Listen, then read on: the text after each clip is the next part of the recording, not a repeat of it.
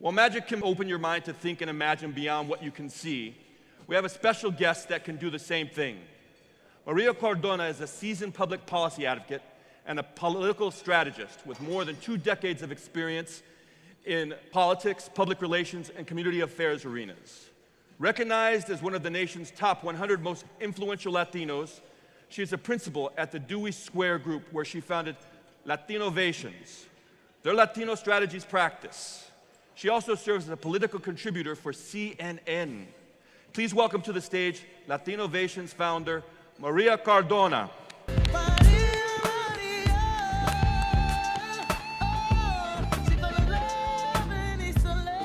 Buenas tardes, everybody.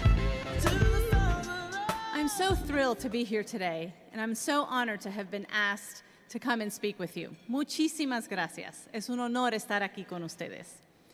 I love the mission of SHPE. I love the themes of this conference: innovate, illuminate, even magic. And I also believe that those 3 things have everything to do with STEM. I have come to believe that under no uncertain terms, that STEM is the future of our country and our community. And when you come from a community that already represents more than 1/3 of the American population, and who will represent 2/3 of the American population by 2050, if not earlier, then those 2 futures, that of our country and that of our community, are inextricably linked, and so as goes one, so goes the other. I started realizing this when I was doing traditional advocacy work, and I got involved in a group called Inspire STEM. This group was founded by Microsoft and some other high-tech companies in an effort to close the gap between the jobs that currently go unfilled by Americans and the slots that are available to an American should she or he demonstrate the proper background, education, and training. So what happens when these jobs cannot be filled by an American? They get filled by engineers, computers, and tech specialists, scientists, and mathematicians from other countries. You all know this very well. Through the H-1B visa program or other avenues, these opportunities end up being given to foreign-born workers who have the proper training, education, and background to successfully carry out these jobs. To me, this is a tragedy. Not because the people who are filling them are from another country, but because there's no reason that this great country cannot produce high-quality, well-educated, prepared men and women to take on these jobs that are some of the most well-paid and secure jobs there are. All of you in this audience represent those Americans who can take those jobs. They're also, by any measure, the jobs of the future. But here's the problem.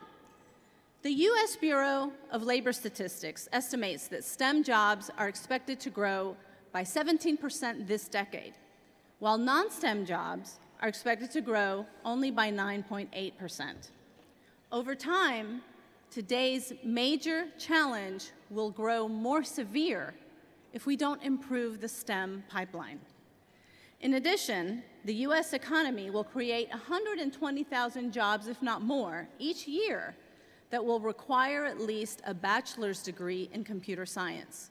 Currently, however, our higher education system only produces 40,000 graduates with bachelor's degrees in this field. As a result, many U.S. employers can't find enough employees to fill the thousands of high-skilled jobs, which include technology, advanced manufacturing, healthcare, energy, financial services, and the automobile industry. And there are many others. Ensuring that there are enough workers to fill high-skilled vacancies will help the economy by fueling innovation and job growth.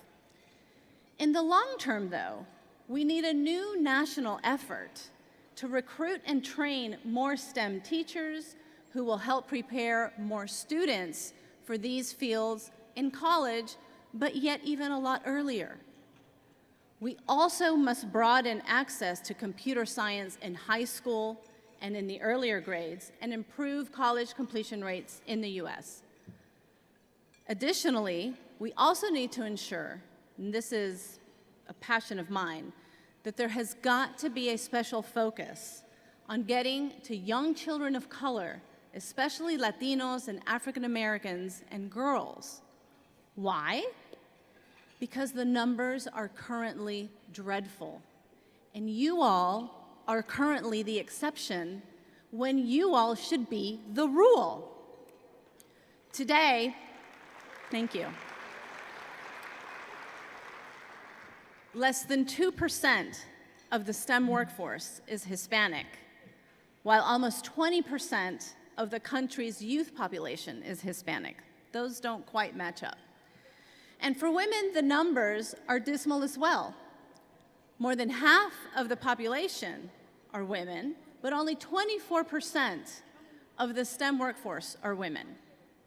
There's 53% in the social sciences, 51% in the biological and medical sciences, but only 13% of women are in engineering, and only 26% are in computer and mathematical sciences.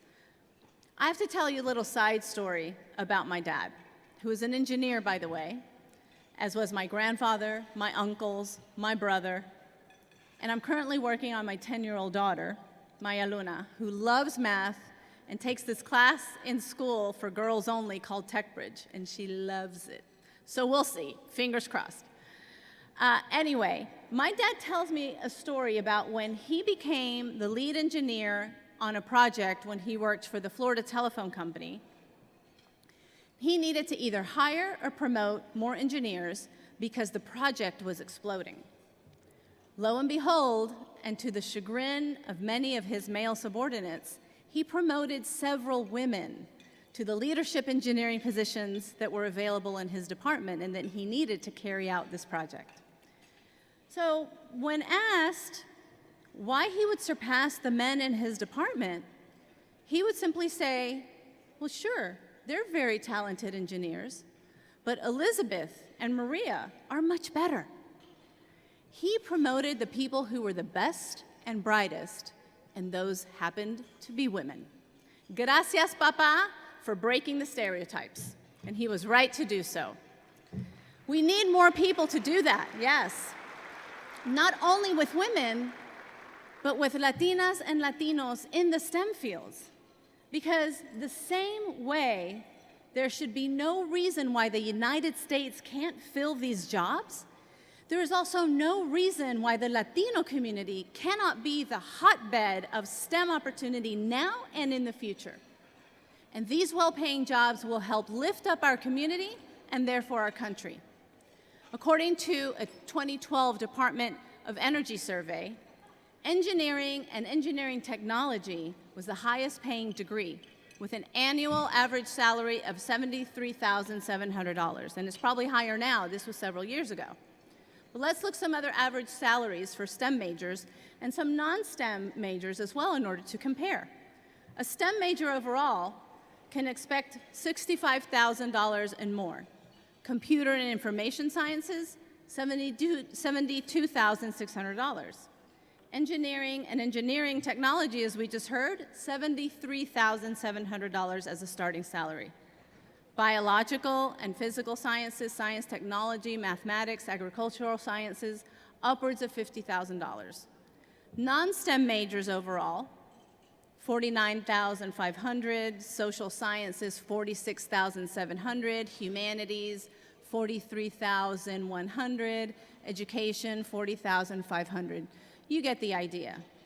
Not that those majors and those fields of study are not important, but it is to say that this specific field, the STEM field, if Latinos and the Latino community could be focused on making sure that our children are prepared for these, we could not only make an indelible difference in our country's economic future, we will make an indelible difference in the future of our own community. But it will take all of us to turn the situation currently as it is around. Old habits die hard, and old stereotypes die even harder.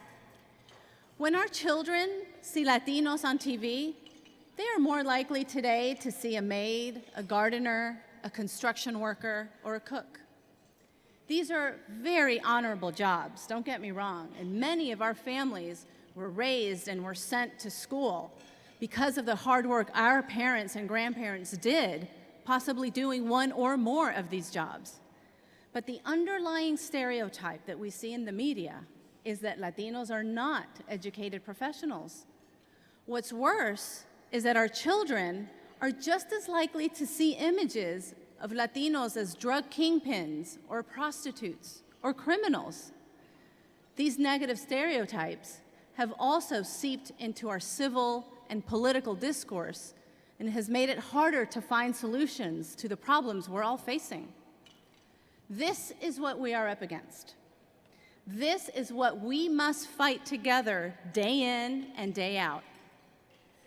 But again, all of you in this room, each and every one of you, represent one crucial step in killing off that old pernicious stereotype that sees Latinos as uneducated or as lazy or as wanting everything done for them for free or as intellectually uninterested. You are the medicine. And in this divided country that is being fed divisive rhetoric and policies and politics, we need that medicine now more than ever. So thank you for who you are and what you have chosen to do. But we need more of you. And it starts at home. It also starts in the schools, in the early years. We can't just talk about having children or our kids focus on or become interested in STEM in college. That's too late. By that time, we've lost them. It starts in the early years. It starts with teachers who can see our kids as the scientists, as the engineers, as the tech-savvy business people that are all in this room here today. It starts with mentors who can envision that the next Steve Jobs or Mark Zuckerberg can be called Elisa Martinez or Jaime Calderon. And as Hillary Clinton sagely says, it does take a village. It takes parents, it takes teachers, it takes friends, it takes older siblings, it takes the media, it takes C-suite executives and the financial community to support a whole network and a new kind of ecosystem that can show our Latino children that the sky is truly the limit. Or maybe it's a neutron star, or subnuclear particles that make up antimatter. We need a new kind of social and intellectual ecosystem that shows our little Latinos and Latinas that they can be the next Marie Curie or Katherine Johnson, who was famously portrayed in the hit movie Hidden Figures. But if we lack that imagination to show our kids early what they can do, who they can be, how can we expect their imaginations to soar to new, undiscovered heights? One of the greatest satisfactions that I derive from being on CNN is when I get emails or comments from young Latinas telling me how great it is to see someone that looks like them, that sounds like them, on the air. Yesterday, I was at a gathering of some young Latinas working on Latina Equal Pay Day with my dear friend and brother, Hector Sanchez, who leads LACLA, as you all know, the labor union representing Latino workers. And I did a presentation to these young Latinas on public speaking, about messaging, about how to get heard in today's challenging political environment.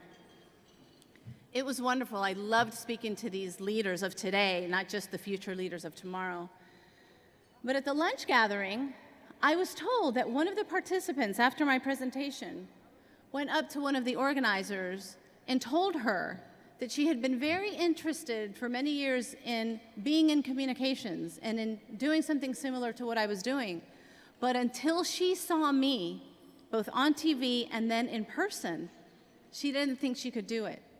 After seeing me, she said, I think I could do that. That made my day, because it exemplifies exactly why what you all are doing is so important in getting more of our young people to follow in your footsteps.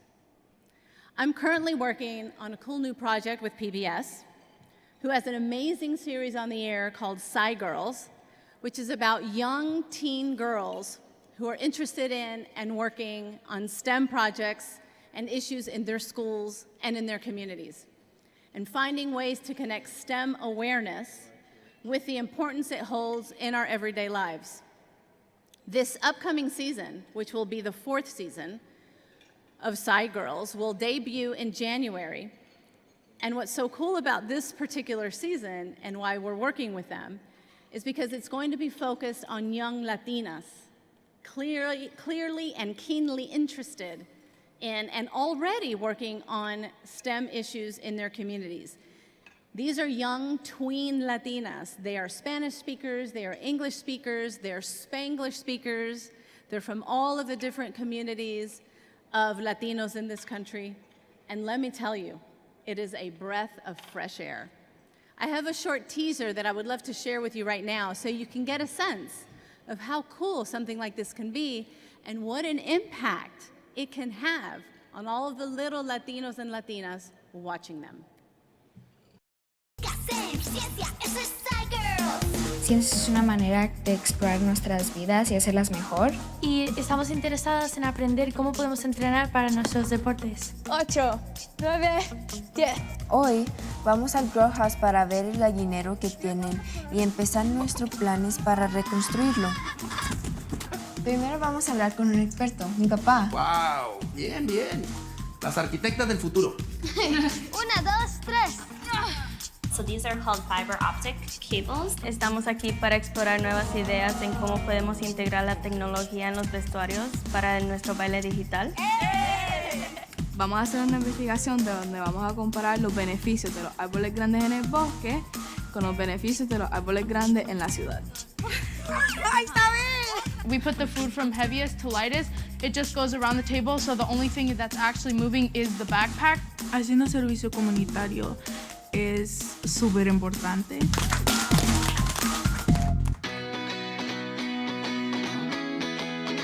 Yo creo que todos podemos hacer algo con la ciencia o computer science. Tell us about your project. Basically, it's a dance that involves technology. Todo lo que vi y estoy muy orgullosa de todos porque han trabajado mucho y muy bien. Y esperamos, ¿verdad?, que cojan este mensaje y, ¿verdad?, y tomen conciencia para que nos ayuden a conservar los árboles de Puerto Rico y crear un balance. Muy bien, sigan. Hemos invitado a familia y amigos cuales van a venir a intentar nuestros ejercicios que hemos creado. Muchas gracias. Algo que yo aprendí de la ingeniería es que hay que hacer pruebas para ver los resultados. Esta experiencia me va a motivar más para ser una ingeniera o hacer algo en las ciencias. 1, 2, 3. ¡Go! Sci Girls! Isn't that cool?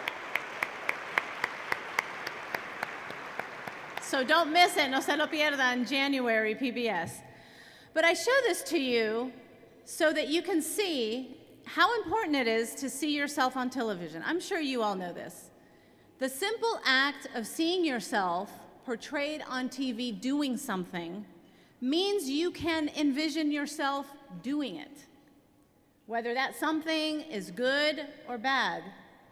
So why not make it good? Why not make it interesting? Why not make it innovative and impactful?